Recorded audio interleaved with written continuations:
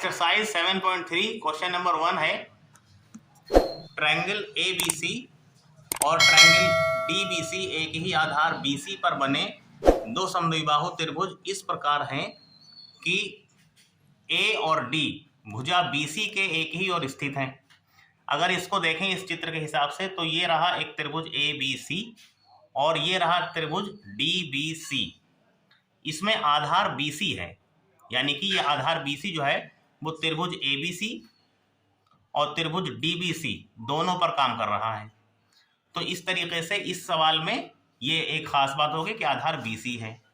यदि AD बढ़ाने पर BC को P पर प्रतिच्छेद करे, यानी कि AD को आगे बढ़ाया तो ये P पर प्रतिच्छेद किया, यानी कि BC के ऊपर कोई बिंदु है P, उस पर AD ने प्रतिच्छेद किया।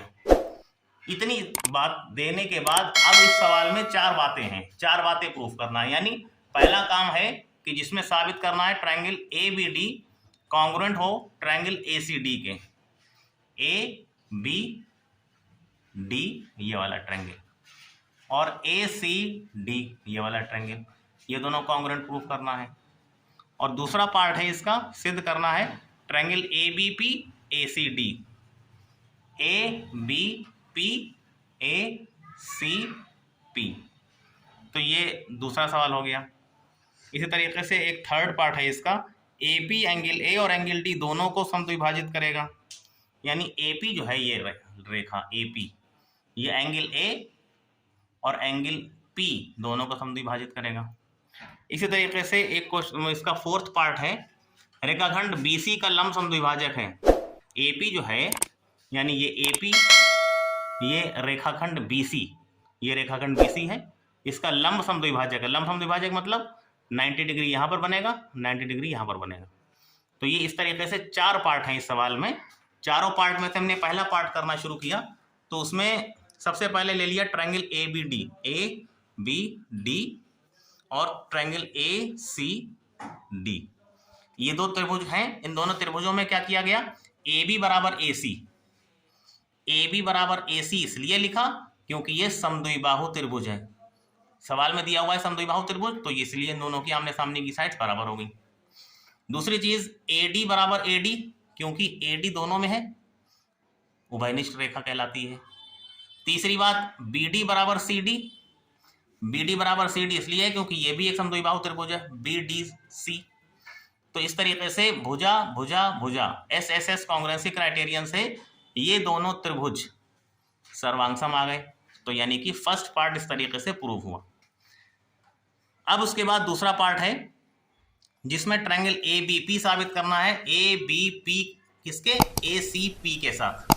तो ये दोनों कैसे कॉन्ग्रुएंट आएंगे, इसमें एंगल BAP ले सकते हैं एंगल CAP के साथ। BAP कहाँ पर है, BAP CAP, ये दोनों इसलिए एंगल बराबर हैं क्योंकि अभी इससे पहले वाले पार्ट में ये दोनों ट्रायंगल कॉन्ग्रुएंट प्रूव हुए थे। तो इस वजह से CPCT फर्स्ट पार्ट में हुआ है ऐसा, corresponding parts of congruent triangles. दूसरी चीज, जब ट्रायंगल ABP और ACP ले लिया जाएगा, ABP और ACP, तो इन दोनों ट्रायंगल्स में AB और AC बराबर हो जाएंगे, AB और AC बराबर हो जाएंगे क्योंकि ये समद्विबाहु त्रिभुज था। अभी फर्स्ट पार्ट में इसको प्रूव भी किया था। दूसरी चीज BAP और CAP इसलिए बराबर हो गए क्योंकि फर्स्ट ये क्वेश्चन नंबर 1 में इसको CPCT से इक्वल प्रूव किया है। और तीसरी चीज AP बराबर AP इसलिए क्योंकि ये दोनों में आ रही है। तो ये AP बराबर AP आने से भुजा कोण भुजा सर्वांग समता लग गई और इसमें त्रिभुज ABP और त्रिभुज ACP दोनों सर्वांगसम प्रूफ हुए। तो ये सेकंड पार्ट था। उसके बाद थर्ड पार्ट आता है जिसमें था कि AP जो है वो एंगल A और एंगल D दोनों को समद्विभाजित करेगा।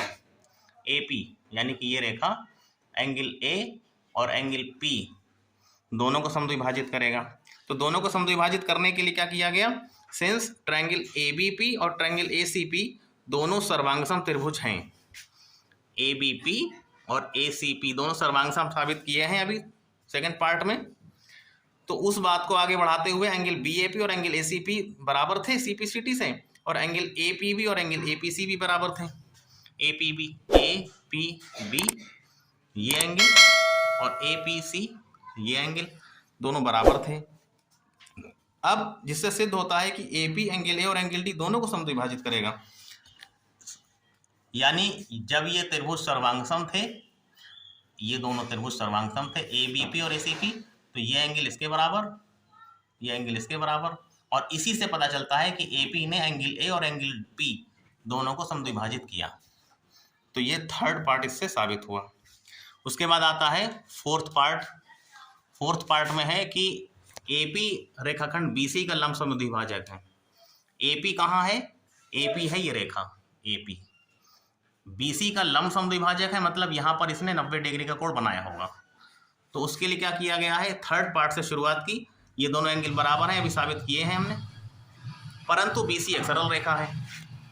BC पर सरल रेखा होने की वजह से इसके ऊपर बनने वाले सभी कोणों का योगफल 180 होता है, यानी कि रेखीय युग्म APB और APC बराबर 180। APB और APC दोनों को मिलाएंगे, ऐड कर देंगे तो 180 आ जाएगा, क्योंकि रेखीय युग्म की वजह से ऐसा होता है। और क्योंकि APB और APC बराबर थे, तो APB को APB रहने दिया और APC को भी APB लिख दिया। तो APB और APB मिला के 2APB इक्वल टू 180 और APB इक्वल टू 180/2 यानी कि 90। तो इस तरीके से एंगल APB 90 आ गया और वही APC भी है। और साथ ही साथ BP बराबर PC, BP बराबर PC इसलिए है क्योंकि सर्वांगसम त्रिभुज हैं, तो दोनों भाग बराबर होंगे CPCT से। तो इस तरह से पता चलता है कि सिद्ध होता है कि AP जो है वो BC का लंब समद्विभाजक है। तो ये फोर्थ पार्ट प्रूव हुआ और इस तरीके से इस क्वेश्चन नंबर 1 के चारों पार्ट प्रूफ हुए।